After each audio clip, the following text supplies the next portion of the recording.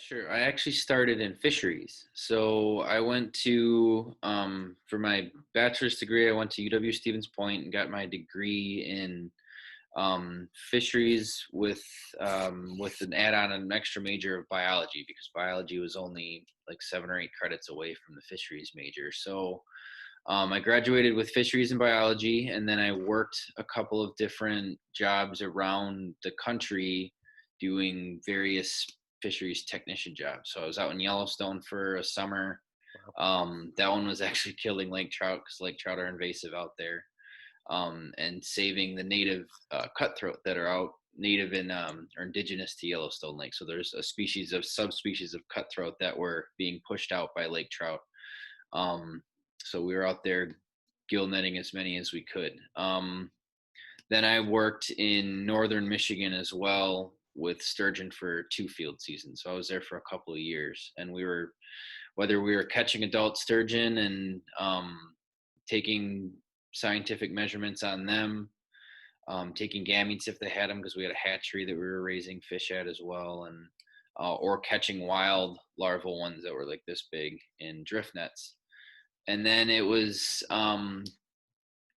so that was 2017, my last field season there, and it was I each year I kind of came back and went in the winter time and didn't have much going on, so I was getting older and I needed to set up some roots, and I've always enjoyed sharing what I know about specifically about the natural world, but I've always loved sharing what I know with people and teaching. So as I kind of sat there one winter, I was thinking like, what can I do?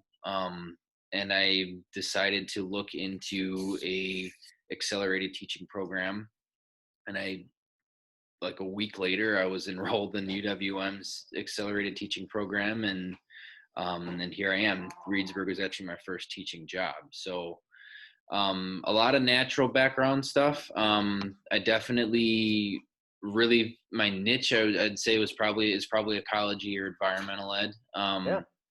But it's definitely I definitely enjoy teaching bio and earth and physical science, Right. especially the earth science stuff as well. So I think that's great. You can bring that to your students, that experience actually doing real conservation work and being out in the field. That's a great, yeah.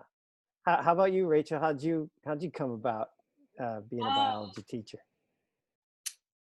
it's kind of similar in a way to Drew in the fact that I did not originally set out to become a teacher.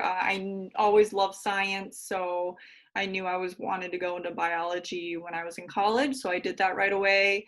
And then added chemistry also as a minor, but I didn't know what I wanted to do. And then one day I was sitting in one of my labs thinking, I don't want to sit in a lab. I want to work with kids and teach them about why I love science and hopefully inspire a love for science in them too.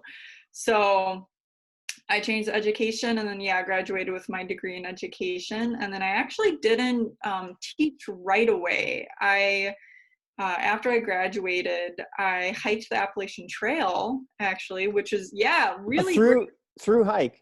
Hike, yes. So that was amazing because I got to hike through a lot of these protected and conserved areas in the US, over there on the East Coast. So I think that that was really valuable and really cemented my love for the natural world also. So I did that, and then I did some outdoor education in California. So in Southern California, I worked at the Pali Institute. Hmm.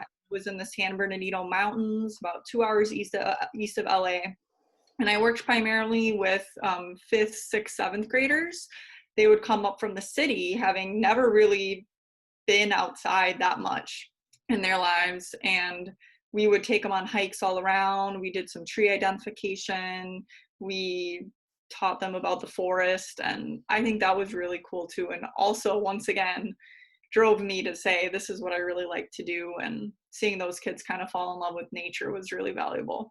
And then after that, I got the job at Reedsburg, and this is my second year here.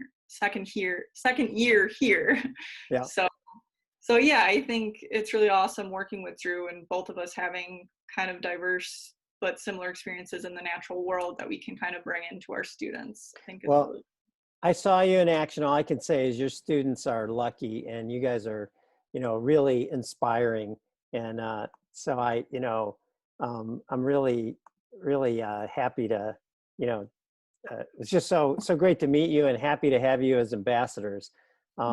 So thanks so much for your time, and stay connected, and keep up the good work. Thanks, All Matt. right. Thanks so much. See you Good later.